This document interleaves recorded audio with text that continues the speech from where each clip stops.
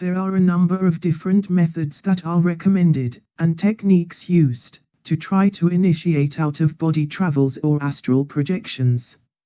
In this video I don't want to focus on these techniques, but instead I want to discuss the many incredible and fantastical perceptions that are possible when a person can successfully find themselves in the out-of-body condition. I feel that it is very important to talk about these issues, because the sheer power and crazy bewildering nature of them can, in the simplest of terms, be the biggest reason why most people give up trying to go further in their out-of-body journeys. We try something, and as we do so we experience unusual, weird, and what we may at times even call foolish things, that instantly make us question the reality of what just happened. We see something, and know that in the supposed real world, these things could not possibly be, and so we say, what a load of rubbish, it's all in my head, there is no real, in these silly experiences, I am making it all up in my head. And we stop. We are also used to a life of experiences perceived through stable physical senses, that we forget just how hard we actually had to work to make these experiences so stable to begin with. We forget the many odd incidents that we had as children, the magic around every corner, and the fact that this magic that filled our lives back then was due to the fact that we were, in those times, far more flexible, far more innocent, more clear, more unsullied by the expectations and regulations that a reasonable world imposes upon us. Our eyes were not so imprisoned by the rules of reason, and what should or should not be, back in our childhood days.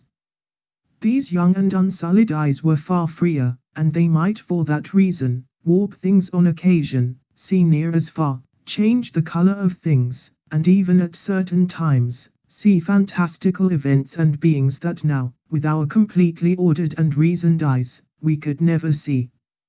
Because we could never accept as real, as fact, as possible even, that which is not within the boundaries of the accepted world order.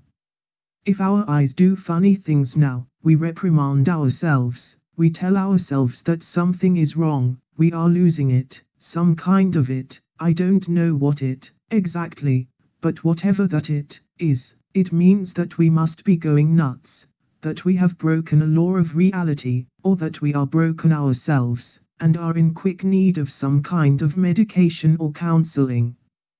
But, thankfully for the average person, most of us do not have to worry about odd visual anomalies in the physical dimension. Most of us have become stable and happy, deeply bored perhaps, but happy stable adult humans while in this waking reality. And in the same way that we learned to stabilize the physical world, to become complacent even in our physical reality, we can learn to bring order to the other realms that we all have access to. Those other realms that can be accessed when we focus our efforts, and therefore our attention, on leaving the three-dimensional behind for a little while, and travel out of our bodies, to discover the magic of our childhood once again. When we first begin our journeys out of the body, we will always run into what I refer to as phantom images. I call these phantom images, not because they are not real, or because they are less important than other perceptions and realities that we are more used to, but because they represent different dimensional orders, or frequencies of existence if you like. They are images that do not easily fit into the one hard dimension that most people call actual reality, concrete, sane, common sense, common order, reality. This can be a difficult concept, but it is a crucially important one for those that are traveling astrally, that are willing to experiment for themselves, to see if there is indeed something beyond the physical. What this concept means is that when we are seeing, that is perceiving, with eyes that are not physical, with internal eyes, internal senses, we can see a great jumble of things that seem to have little to no stability, which is quite obvious, from the fact that anything that we may see can morph and change from one thing to another, very rapidly. Our inner visions, or perceptions of any kind, are often an odd, fluid, chaotic scramble. And no wonder therefore, that most people who try these out-of-body techniques, quickly give up, thinking that it's all bunk, that it's all in their heads, that it's delusion. Now, the easiest fix and advice, one which I recommend myself, is to not worry so much about the chaotic and seemingly unrealistic nature of these visions. Many people instantly want to be out of body, so that they can then go spy on what their friend on the other side of the city is doing. They want instant and perfect perception. When they instead find that they have only seen odd jumbles of things, that have no relation to what their friend may report to have actually been doing on the day of the visit, they give up and call all such projecting a silly flight of fancy. And so the best advice is really, forget about supposed accuracy and supposed reality at first. Don't expect to go read secret documents somewhere and record your findings. Instead, just go with the flow of your visions, and accept the fact that these visions will at first, and for some time to come, be as odd and convoluted as remembered dreams. This then is the simple and most practical first advice, but I feel personally, that a little more explanation is required. Or else why go on really? If unrealistic inaccurate jumble is all there is at first, then why try? The thing is though that it is not jumble, not in the sense that it is all worthless visions meaning random nothing. There is a logic there, a logic far more complex and powerful than simple physical reason, and knowing that this logic is a foundational principle beneath the many chaotic, that is complex system, visions, that you will encounter out of the body, can help you to want to keep going in your efforts. And as such, you must therefore know that in time, you will begin to understand this complex perceptive jumble, which will then unfold before you as the magical nature of personal reality. When you exit the physical body then, and move across what seems to be space, and see a tree in your backyard for example, you may see a different tree than the one that you see with your physical eyes. This astral tree may be small, it may have things on it, or it may not have things on it, that were in the physical tree in your backyard. What you see through your physical eyes, and what you see through your astral eyes can be very different, especially when you are just starting your travels. But what your astral eyes are seeing is not wrong, it is just different, and in many ways far more precise and informative, not only about the state of the tree itself, but also about the state of your own psyche, and even in purely physically practical terms. The inner eyes are far more powerful and insightful than the physical ones. This is so, because we cannot see anything without coloring and changing, that something with our own filter of reality, the perceiver and the perceived, are one. And no matter how much the skeptical rationalist will argue to the contrary, a ruler, a physical ruler, is different to all who perceive it. There is no one ruler, no one exact measure, one unchanging perfect unit. There are many fluid units, one differing ruler for each observer, and each is different in accordance to who sees it, and when.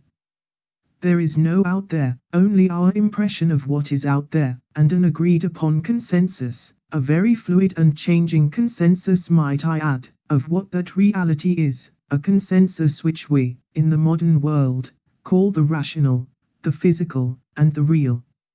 So, when you see the tree with your inner astral eyes, you will see what you think is a jumble of fluid and seemingly illusory things.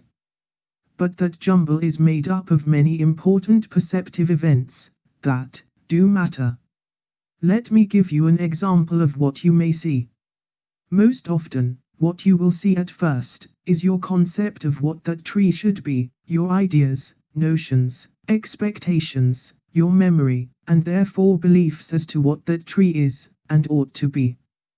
This represents a phantom image, a notion, a memory of a thing, and that notion will cloud your vision of what you see, it will filter your seeing. So that tree that you perceive with your inner senses may be tall, while the accepted as physical version of the tree might be a bit shorter. It might have something on it that is, or is not there, in the physical dimension. This jumble, this complex system of perception, is also made up of probable realities, other dimensional probability points, where the tree is or is not there in the physical location you expect it to be.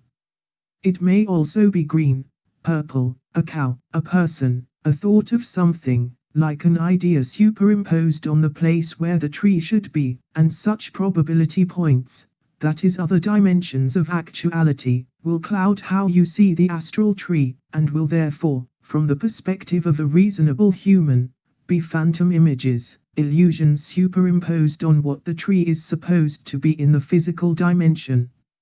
It is also possible that you may even experience phantom images that are made up of the thoughts that others have had, are having, or will have, about the tree. And these visions can be seen as the actual tree in a different form, or complete other events, like a person hammering a nail, which could represent in that case the desire of that person to cut down the tree, to pound it down for example. So that you end up not seeing the tree, but actually seeing someone hammering, which you then conclude is nonsense, but that is in fact a most valid perception of another actuality, that does matter. There is therefore a lot for you to potentially see, a great complex order of perception. Know then that all is real, all is valid, your crazy visions while out of body are all valid, all phantom images are real and valid in their own right. The problem is not their validity, but your ability to navigate through them, and put all those greater perceptive realities in their place. This will mean that you will need to focus and do more out-of-body exploration, instead of giving up because you think it's all nonsense. It will mean that you will need to start to appreciate and develop a far more powerful logical order of what is and is not, a logical outline, far more complex than simple physical reason, and easily agreed upon groupthink. But you can do this. We humans are far more capable than we imagine, and it is possible to greatly exceed the simple logic of reason and the laws of supposed sanity, of modern common sense, that tell you that you are a three-dimensional thing stuck in a hard three-dimensional world, a cube in a cube. If you would like to know more about out-of-body traveling, about the out-of-body condition, other dimensions, timelines, and how to have out-of-body experiences yourself, then I recommend the book Out-of-Body Experiences Quickly and Naturally. This I feel is a very good introductory overview of the out-of-body condition and projecting, but for those that are interested in the big leagues as they say, in the hardcore projectionist world and the core principles and techniques that can allow an individuality to fly free, perhaps forever, then I recommend the book The Way of the Projectionist. I will leave links to both these books in the video description below.